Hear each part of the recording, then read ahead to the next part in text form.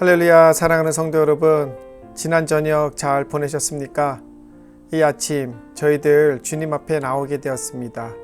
저녁을 잘 보내고 또 새 아침을 맞이하여서 주님의 말씀으로 시작하게 되는 오늘 아침 위에 주님의 크신 은혜가 충만하시기를 주님의 이름으로 축원합니다.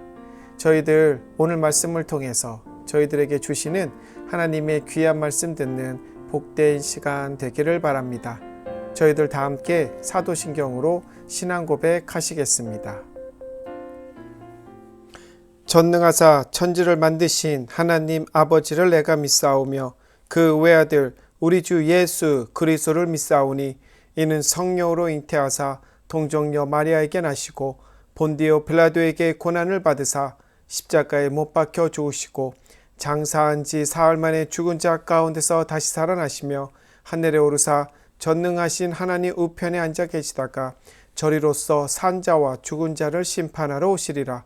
성령을 믿사오며 거룩한 공예와 성도가 서로 교통하는 것과 죄를 사하여 주시는 것과 몸이 다시 사는 것과 영원히 사는 것을 믿사옵나이다. 아멘.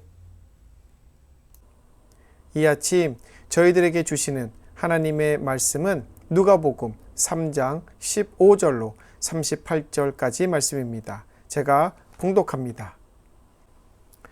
백성들이 바라고 기다림으로 모든 사람들이 요한을 혹 그리스도신가 심중에 생각하니 요한이 모든 사람에게 대답하여 이르되 나는 물로 너희에게 세례를 베풀거니와 나보다 능력이 많으신 이가 오시나니 나는 그의 신발끈을 풀기도 감당하지 못하겠노라. 그는 성령과 불로 너희에게 세례를 베푸실 것이요 손에 키를 들고 자기의 타작마당을 정하게 하사 알곡은 모아 곳간에 들이고 쭉정이는 꺼지지 않는 불에 태우시리라. 또 그 밖에 여러 가지로 권하여 백성에게 좋은 소식을 전하였으나 분봉왕 헤롯은 그의 동생의 아내 헤로디아의 일과 또 자기가 행한 모든 악한 일로 말미암아 요한에게 책망을 받고 그 위에 한 가지 악을 더하여 요한을 옥에 가두느니라. 백성이 다 세례를 받을새 예수도 세례를 받으시고 기도하실 때에 하늘이 열리며 성령이 비둘기 같은 형체로 그의 위에 강림하시더니 하늘로부터 소리가 나기를 너는 내 사랑하는 아들이라 내가 너를 기뻐하노라 하시니라. 예수께서 가르치심을 시작하실 때에 30세쯤 되시니라. 사람들이 아는 대로 요셉의 아들이니 요셉의 위는 헬리요 그 위는 mat단이요 그 위는 레위요 그 위는 멜기요 그 위는 얀나요 그 위는 요셉이요 그 위는 마따디아요 그 위는 아모스요 그 위는 나훔이요 그 위는 에슬리요 그 위는 낫게요 그 위는 마아시요 그 위는 마따디아요 그 위는 서머인이요 그 위는 요색이요 그 위는 요다요 그 위는 요하나니요 그 위는 레사요 그 위는 수룹바벨이요 그 위는 스알디엘이요 그 위는 네리요 그 위는 멜기요 그 위는 앗디요 그 위는 고삼이요 그 위는 엘마담이요 그 위는 에르요 그 위는 에수요요 그 위는 엘리에서요 그 위는 요림이요 그 위는 마띠이요 그 위는 레위요 그 위는 시므온이요 그 위는 유다요 그 위는 요셉이요 그 위는 요남이요 그 위는 엘리야김이요 그 위는 멜레아요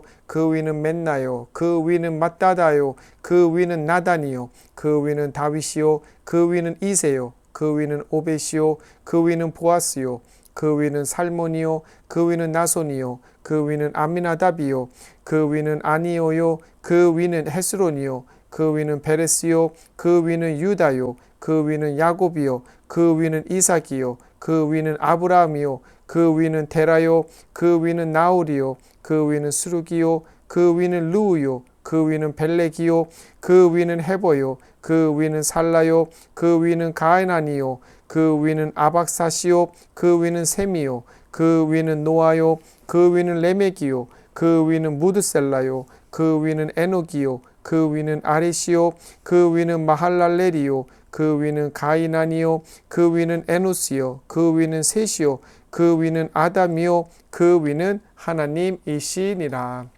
아멘. 이 말씀, 이 아침 저희들에게 주시는 하나님의 귀한 말씀이십니다. 저희들 함께 기도하고 말씀 나눕니다. 하나님 아버지 감사합니다. 이 아침 저희들에게 세례 요한과 그의 사명, 그리고 세례 요한이 선포한 말씀들과 그리고 세례 요한이 예수님을 세례 주는 그 모습들에 대해서 기록하고 있습니다. 그리고 예수님이 하나님의 아들심이 선포되고 난 후에 예수님의 조상들에 대한 기록들 기록하고 있습니다. 하나님 아버지, 이 말씀들을 통하여서 저희들에게 분명히 하실 말씀 있으실 것입니다. 이 말씀을 통하여 저에게 전해주시는 말씀 듣고 그 말씀대로 따라 살아가는 저희들 되도록 우리 주님이 함께 하실 줄로 믿으며 이 모든 말씀 살아계신 예수님의 이름으로 기도합니다. 아멘. 할렐루야. 사랑하는 성도 여러분, 이 아침 저희들 누가복음 3장 15절로 38절 읽었고, 오늘 설교의 제목은 예수님의 세례와 족보, 예수님의 세례와 족보입니다. 오늘 본문의 말씀의 시작 부분은 어제의 말씀에서 나눈 세례 요한이 광야에서 외치는 소리의 연장선상에 있는 말씀입니다. 어제 말씀에서 세상의 정치 권세자들의 이름들을 나열하고 종교 권세자, 대제사장들의 이름을 나열하며 세상과 사람을 이끌어가고 사람들이 들어야 할 말을 전하는 자들은 세상의 권세 잡은 힘 있는 자들의 말인 것 같지만 결국은 광야에서 낙타옷과 메뚜기와 석청을 먹으며 외치던 세례 요한의 외침이 우리 인간들, 특히 우리 성도들이 들어야 할 복음이요 진리임을 누가가 선포했음을 저희들 알 수 있습니다. 어제 말씀에 기록된 세례 요한의 선포의 핵심 메시지는 이제 곧 구세주요 메시아이신 예수 그리스도가 올 것이니 우리들은 죄를 회개함으로 예수 그리스도를 맞이할 준비를 해야 될 것이라고 외쳤습니다. 그리고 광야에 몰려든 많은 사람들은 세례 요한의 외침의 소리를 가슴에 받아 죄의 회개의 세례를 받았다라고 기록했습니다. 그리고 세례 요한은 죄의 회개의 세례를 받았으면 그의 합당한 열매를 맺는 삶을 살 것을 강력하게 요청했음을 저희들 어저께 말씀에서 나누었습니다. 이런 세례 요한의 거침없고 담대한 선포에 많은 이스라엘 백성들의 마음에는 세례 요한이 그동안 우리가 그토록 기다리던 메시아 그리스도가 아닐까라는 기대를 갖게 합니다. 오늘 본문 15절입니다. 백성들이 바라고 기다림으로 모든 사람들이 요한을 혹 그가 그리스도신가 심중에 생각하니. 이런 이스라엘 백성들의 기다림, 저희들 충분히 이해할 수 있습니다. 어찌 보면 당연한 것일 수도 있습니다. 왜냐하면 기원전 722년에 북이스라엘은 아수르에 멸망했습니다. 그리고 기원전 586년에 남유다는 바벨론의 멸망을 당한 후에 변변한 국가의 모습을 다지지 못하고 아수르로부터 포로 귀환을 하고 바벨론으로부터 포로 귀환하고 힘들게 살다가 기원전 320년에는 그리스도의 정복을 당합니다. 그러다가 또 기원전 63년에는 로마 제국의 정복을 당해 로마 제국의 속국으로 살았으니 이스라엘 백성들 약 670여 년, 크게 보자면 약 700여 년 동안 나라 없는 서름을 당하며 남의 나라 밑에서 속국으로 온갖 압제와 억압을 당하며 살았으니 이 이스라엘 백성들이 옛 북이 영화를 다시 재건할 수 있는 구약 성경에 기록되어져 있는 그 옛 조상들의 나라를 재건할 수 있는 메시아를 고대했음은 당연한 것이었습니다. 그러나 저희들 누가복음 1장부터 묵상을 해왔기에 아시겠지만 세례 요한은 메시아가 아닌 앞으로 오실 메시아 예수 그리스도의 길을 예비하는 자로 이 땅에 왔으며 세례 요한은 철저하게 자신에게 맡겨진 사명에 충실했음을 오늘 본문에서는 기록하고 있습니다. 오늘 본문은 이 문제에 대하여 어떻게 기록을 하고 있습니까?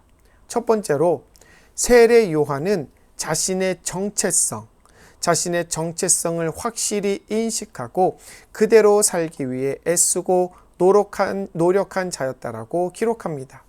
세례 요한 자신을 혹 그리스도가 아니신가 라고 기대하고 있는 자들에게 말하기를 나는 앞으로 오실 분의 신발끈을 풀기도 감당하지 못하는 자라고 말하고 있습니다. 당시 사회에서 종들 중에서도 가장 낮은 종들이 감당했던 일, 주인이 밖의 일을 마치고 돌아왔을 때 주인의 신발의 끈을 풀고 그 발을 물로 씻기던 자들의 일과 비교를 하면서 자신은 오히려 이 예수의 신발의 끈을 풀기도 감당하지 못할 만큼 예수님을 높이고 자신은 철저히 낮추면서 자신을 혹 그리스도는 아니실까라고 기대하는 백성들의 관심이 끊어지기를 소원합니다. 저희들 인간인지라 누군가에게 인정받고 높임을 받는 것 좋아합니다. 성도님들 중에 나는 아니야 라고 대답하시는 분들 역시 누군가가 성도님들을 예수님 당시의 종들에게 대하듯이 대한다면 분명 성도님들 그런 자들의 모습에 분노할 것입니다. 그 자들이 무엇이기에 나를 이렇게 대하는 것인가? 분명히 화가 올라올 것입니다.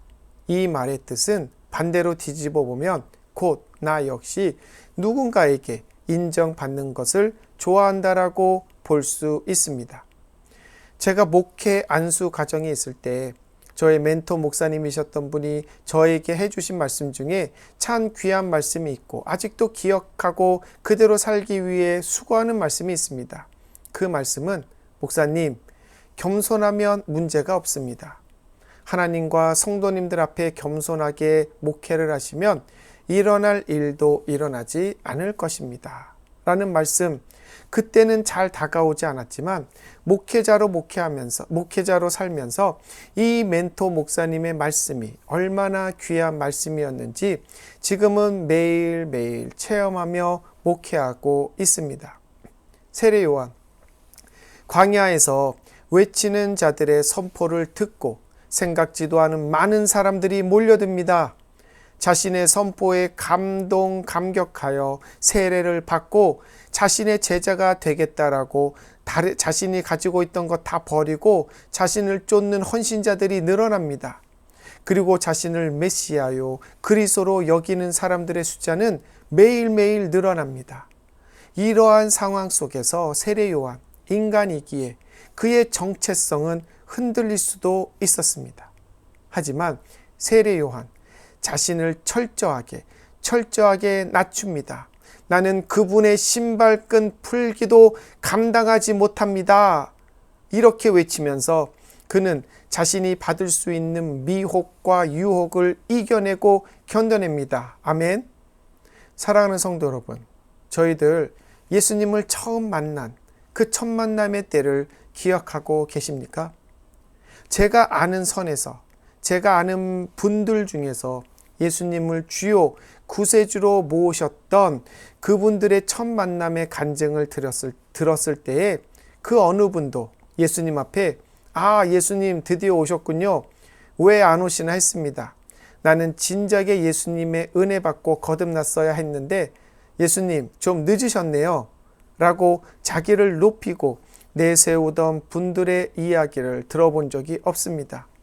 반대로 예수님이 오셨을 때 그 아무리 세상적으로 대단하고 지혜와 재물과 권세를 갖고 있던 분들이다 할지라도 나는 죄인이요 부족한 나에게 찾아온 예수님 정말 나에게 찾아오셨음을 감사합니다 하면서 철저하게 낮아지고 겸손하게 감사했다라는 간증의 이야기들만 들었습니다.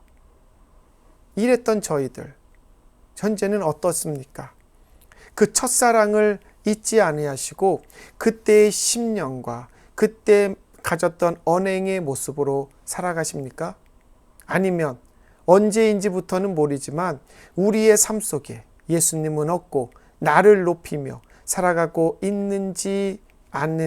있지는 않은지 우리들 살펴보아야 할 것입니다. 사랑하는 성도 여러분, 저희들 오늘 세례 요한의 그 말씀을 보면서 세례 요한이 끝까지 지켰던 그 자신의 정체성, 우리들도 성도로서 예수님을 만난 그 첫 만남의 때를 기억하시면서 우리의 정체성을 잃지 않고 오늘 하루 그리고 이 땅 위의 삶이 되시기를 주님의 이름으로 축원을 드립니다. 아멘. 두 번째로 세례 요한은 자신에게 맡겨진 사명이 무엇인지를 정확히 알고 그 일을 감당하고 있음을 오늘 본문에서 말씀하고 있습니다. 어제 저희들 묵상한 말씀과 오늘 본문 말씀에서 기록하고 있는 세례 요한의 사명은 백성들이 주의 길을 예비할 수 있게 하는 것인데, 그 길을 예비하게 하는 방법은 백성들이 자신의 죄를 회개하고 세례를 통하여 죄 사함의 그 상징을 믿고 하나님과의 관계를 회복하게 하는 것이 세례 요한이 맡은 사명이었습니다. 성도님들, 우리 다 세례를 받으셨습니다. 그리고 다른 사람들의 세례 예식을 보게 됩니다. 그럴 때 이 세례의 가장 큰 의미, 선포는 무엇입니까? 그렇습니다. 나는 예수님의 보혈의 피로 죄 사함을 받아 옛사람을 버리고 새 사람이 되었으니 이제 새 사람의 삶, 주님께 붙잡힌 삶을 살겠다라고 예수님과 언약을 맺는 시간입니다. 또한 이제 나는 세상에 속한 자가 아니요 믿음의 공동체에 속한 사람임을 선포하고 있는 것입니다. 믿음의 공동체에 속한 사람, 즉 성도임을 선포하는 것은 무엇을 말합니까? 주님이 하늘로 승천하시기 전 우리에게 내리신 마태복음 28장의 지상대명령, 유다와 사마리아와 땅끝까지 이르러 주의 백성을 만드는 그 사명을 감당하는 자들이 바로 성도의 사명입니다. 그래서 이것이 우리의 사명이 되어야 될 것이고 삶의 목적이 되어야 할 것입니다. 우리는 무엇을 하든지 어떤 일을 하든지 어디에 있든지 이 사명이 우리의 머리와 우리의 가슴 속에서 지워지지 않고 이 영혼 구원, 한 명의 영혼 구원을 위해서 항상 힘쓰며 인식하고 지각하면서 우리의 삶을 살아야 할 것입니다. 사랑하는 성도 여러분, 내가 왜 이 땅에 왔는지, 그리고 예수님은 왜 나를 찾아오시고 나를 구원하셨는지를 잊지 마시기 바랍니다. 아멘. 높아심에 다시 한번 말씀을 드립니다. 저희들 왜 이 땅에 왔고 왜 예수님은 나를 구원하셨는지, 그 이유는 내가 만난 예수님을 내가 먼저 적극적으로 내 주변에 아직 예수님을 모르고 복음을 모르는 사람들에게 전하여 모두가 다 구원받게 하는 그 사역을 이루시기 위해서 예수님께서 성도님과 저에게 먼저 찾아와서 구원을 해 주신 것입니다. 아멘. 이 구원의 사명을 우리들은 잊지 말고 언제 어디서든지 무엇을 하든지 누구를 만나든지 내 주변에 주를 알지 못하고 죽어가는 영혼들이 있다면 그들을 향해 눈물을 흘리고 그들을 주의 앞으로 전도하고 인도하기 위해 우리의 사명을 감당하며 살아가는 저희들이 되어야 할 것입니다. 나를 먼저 찾아오시고 먼저 구원해 주신 예수님의 뜻과 은혜에 보답하는 것은 바로 영혼 구원에 있음을 꼭 기억하시는 우리 사랑하는 성도님 되시기를 주님의 이름으로 축원합니다. 아멘. 이것이 바로 세례 요한이 잊지 않고 자신의 삶 속에서 감당하였던 사명입니다. 이 세례 요한, 이 땅에 살면서 수많은 미혹과 유혹과 사람들의 높임을 받을 때에 자신의 정체성이 흔들릴 수 있었지만 자신의 정체성 흔들리지 않고 단단히 붙들고 나갑니다. 그리고 세상의 많은 어려움, 이제 그 주일날 제가 성도님들과 나눌 말씀 중에 이 헤롯 왕, 그의 잘못을 지적함으로써 그 옥에 갇히고 끝내는 참수형을 당하는 어려움을 당하게 되지만 그는 사명을 잃지 않고 놓치지 않고 온전히 붙들고 자신의 사명을 감당함으로써 주님께서 귀하게 받으시는 아름다운 삶을 살고 생을 마치게 됩니다. 사랑하는 성도 여러분, 오늘 세례 요한의 이 삶의 모습을 보면서 우리 성도님들 역시 정체성을 잃지 않고 사명을 잃지 않고 오늘 하루를 살아가시고 이 땅 위의 삶을 살아가시는 우리 귀한 성도님들 되시기를 주님의 이름으로 축원합니다. 아멘. 함께 기도하시겠습니다. 하나님 아버지, 주님께서 세례 요한 특별히 그 정체성과 사명감을 주셔서 이 땅에 보내셨습니다. 저희들 누가복음 1장부터의 말씀을 통해서 정말 그가 어떻게 이 땅에 내려왔는지를 저희들 알 수 있습니다. 그러하였기에 그는 그 정체성을 지킬 수 있었고 그는 그 사명을 감당할 수 있었다라고 생각하는 저희들 되지 않게 하여 주시옵소서. 그도 인간이었고 그도 연약한 육체 속에 살아가는 자였고 그도 미혹과 유혹과 위협과 두려움과 강요와 억압에 두려워할 줄 아는 자였습니다. 하지만 그 세례 요한 그러한 모든 것들을 이겨내고 승리하면서 자신에게 맡겨진 정체성과 사명을 잊지 않고 감당함으로 주님 앞에 온전히 서는 자의 삶을 살아갔습니다.